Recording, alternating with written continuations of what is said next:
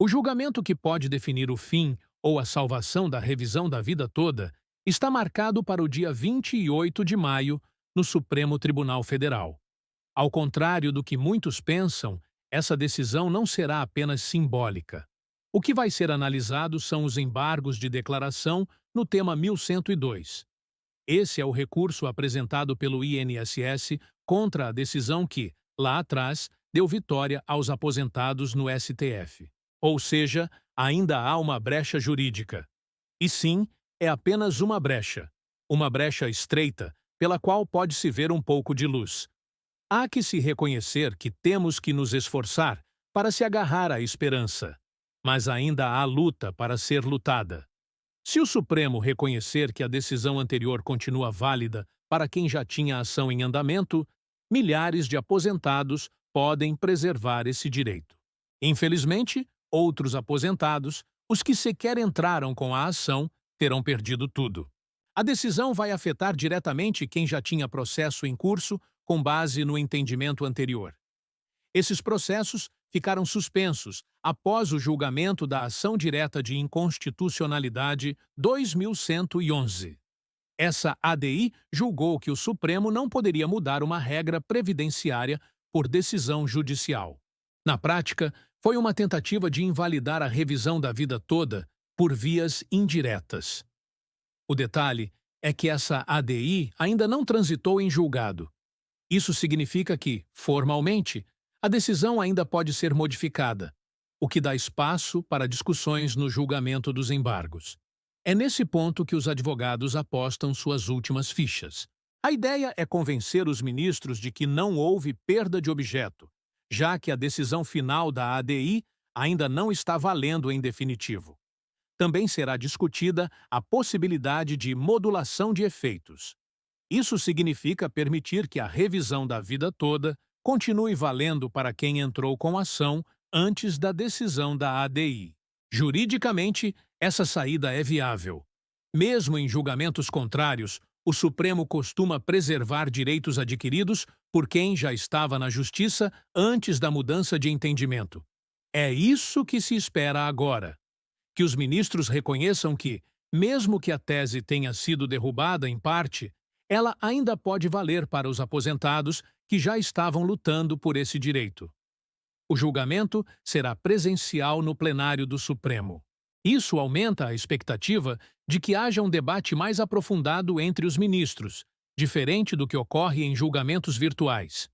Alguns ministros podem querer declarar a perda de objeto e encerrar a discussão. Mas essa tese é contestada por muitos juristas, justamente porque a decisão da ADI ainda não está finalizada.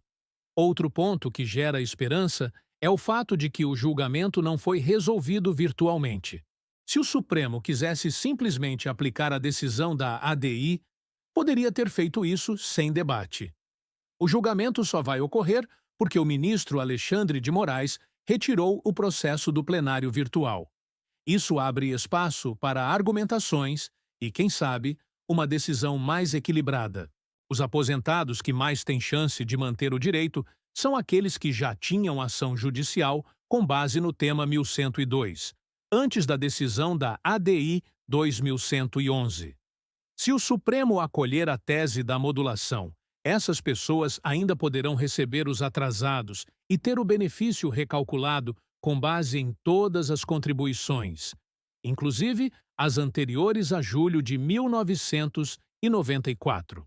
Se, por outro lado, os ministros decidirem que houve perda de objeto, mesmo esses processos serão encerrados sem pagamento.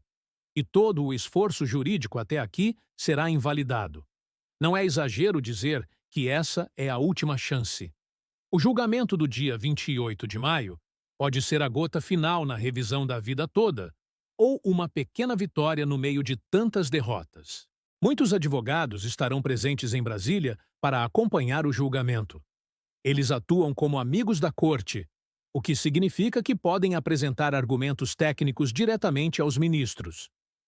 Essa é uma função muito importante em processos complexos como esse. O amigo da corte não representa uma das partes, mas contribui para o julgamento com informações relevantes. Até o momento, O cenário é de muita tensão. A maioria dos ministros já demonstrou posição contrária à revisão, principalmente por razões orçamentárias e políticas. Nos votos anteriores, alguns ministros chegaram a citar o impacto financeiro da revisão como um argumento contra a sua manutenção. Isso tem gerado críticas por parte de especialistas em direito previdenciário.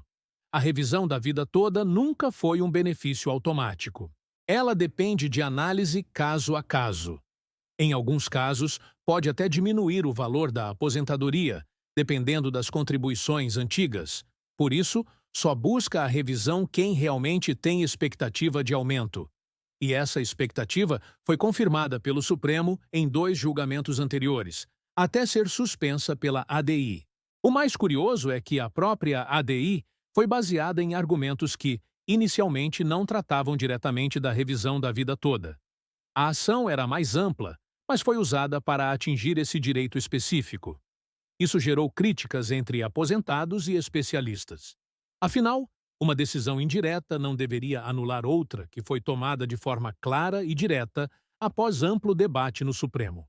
Mesmo com todos os desafios, ainda há quem acredite que o Supremo pode buscar uma solução intermediária.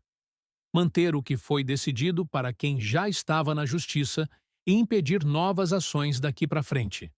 Se isso acontecer, pelo menos parte dos aposentados será poupada de uma injustiça ainda maior. Muitos já tinham decisões favoráveis e estavam apenas aguardando o pagamento. É isso que está em jogo agora. Um julgamento que pode afetar vidas reais, pessoas que já contavam com esse dinheiro e que vêm sendo penalizadas por mudanças políticas e administrativas. Até lá, os advogados seguem se preparando. A expectativa é de que, no dia do julgamento, haja um esforço concentrado de articulação, tanto nos bastidores quanto na tribuna do Supremo. E mesmo que a decisão não seja favorável, os próximos passos ainda dependerão do que for decidido. Uma eventual modulação pode abrir portas para recursos, novas teses ou até ações internacionais. Por enquanto, tudo está nas mãos dos ministros. O que se espera é, no mínimo, coerência. Se houve vitória em julgamento anterior, ela precisa ser respeitada, especialmente para quem já tinha um processo em andamento. Essa é a última linha de resistência da revisão da vida toda. Um fio de esperança que, embora tênue, ainda resiste no horizonte jurídico do país.